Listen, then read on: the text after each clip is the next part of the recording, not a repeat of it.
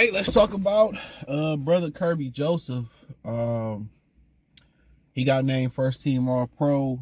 Panisa Will got named first team Pro. Amon-Ra St. Brown got named first team Pro. Jack Fox got named first team Pro, the punter. No,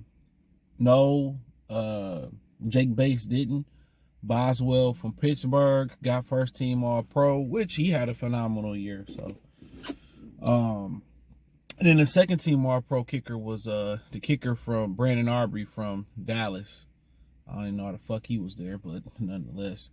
I want to say that was it as far as first team All Pro. Brian Branch didn't make it at all. Frank Ragnow made second team All Pro behind Creed Humphrey from the Kansas City Chiefs. I disagree with that. Pat McPhee, I forget the name of the lineman he had on there. He said Frank Ragnow was the best center in the league, and he played like 80% of this season with a torn pectoral muscle. I know y'all forgot that. In reality, I think that was it.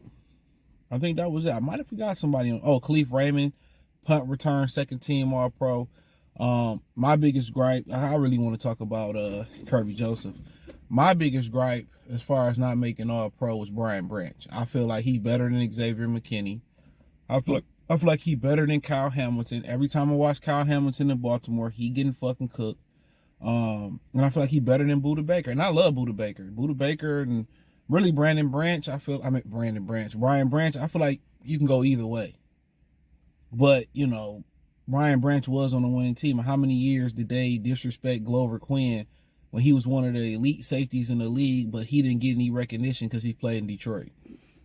Come on, for like 2 or 3 year stretch, he was like 1 or 2 or 3 at least, at the least best safety in the league.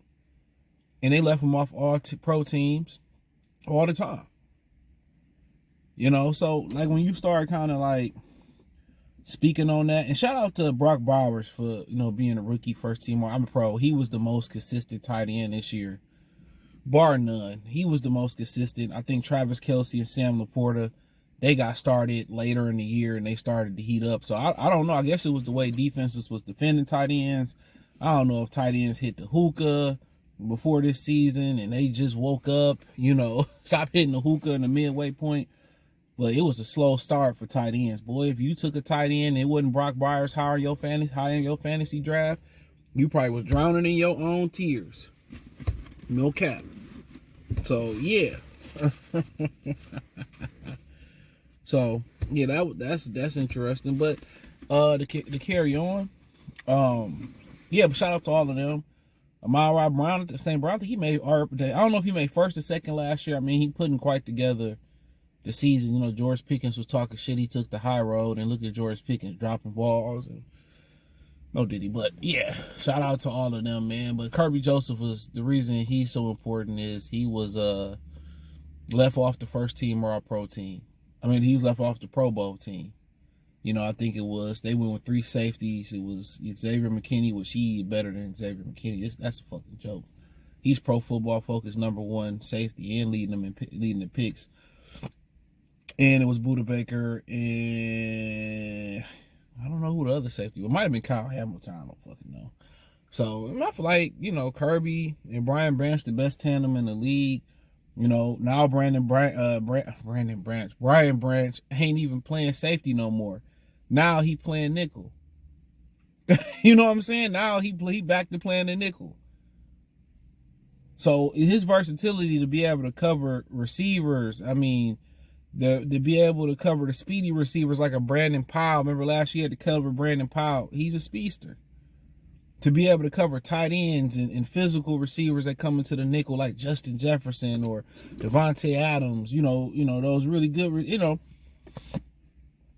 he could play single high, he could play in the box, he could play in coverage, so Brian Branch should have made All Pro. That's bullshit. That's just straight up bullshit. We would Aiden Hutchinson would have made it if he didn't get injured. We all know that. And I figured it would have been a good chance that Carlton Davis, the way he was playing, in the last second half of the season, he could have made it, to be real. And Patrick Surtain is probably the best corner. Remember I was saying they should trade for Surtain last year? Y'all was calling me crazy. Oh, another fucking truck? Man, he gonna wait. I'm telling you, man, they don't be telling you nothing of what's coming and what's going. He can wait. He can wait. Hold on real quick. Yeah, I don't think he was on the log today. That's crazy. They logs is crazy. So he cool. But yeah, man, but to Kerby Joesph, man, it was good for him. Orlando, Florida, shout out to Central Florida, Ocala, Orlando, all the people in Central Florida, man. I've been there a couple times. Hellified safety, good in coverage, good tackler, and obviously there's a reputation that Matthew Stafford and T.J. Hockenson started that he was a dirty player. I'm gonna say T.J. Hockenson. Maybe people in Minnesota always bitching and complaining. Justin Jefferson, we too physical, and they always complaining. Stafford, you a dirty player. That was a clean hit, but you a dirty player. That's hypocrisy. How was it a clean hit and I'm a dirty player? What do you want me to do? Let Higsby catch the ball? Don't put your player in the position, your pass catcher in the position where he's stretched out. I don't understand. I did a video. I haven't released it yet as of right now on the main channel. Check out the main channel about the NBA and they parity issue, man.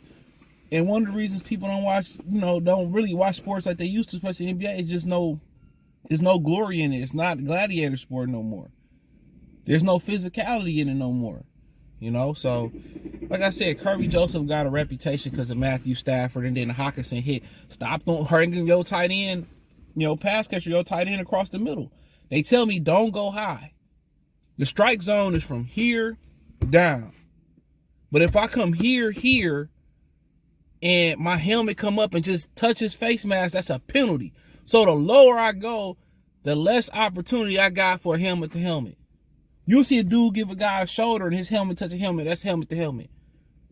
So really, your strike zone is really, if you it's from the waist down. No diddy. It's from the waist down. Because there's really 0% chance that I can come helmet to helmet. But if I'm tackling from here and above the waist, and I tackle you and my helmet is here and it touch the face mask, all you gotta do is this. That's a penalty.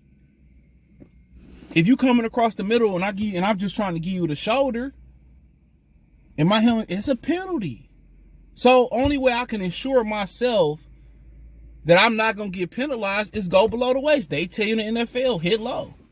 And most players say I'd rather take a headshot, no diddy, than the leg shot. So like I said, the reputation that he got is just, it is what it is, man. It's easy to vilify a dude for the Detroit Lions. It's easy to vilify him. Hellified player, man. I'm happy for him. He deserved it. He embodied everything about Detroit. Him, J-Mo, a bunch of those guys. So shout out to them, man. Check out Detroit Lions Talk playlist. Hit the link tree. Find me on X, Instagram, Spotify, Anchor, Cash App, Venmo, PayPal. All my information is in the link tree. Other channels, other platforms. Join them. Peace.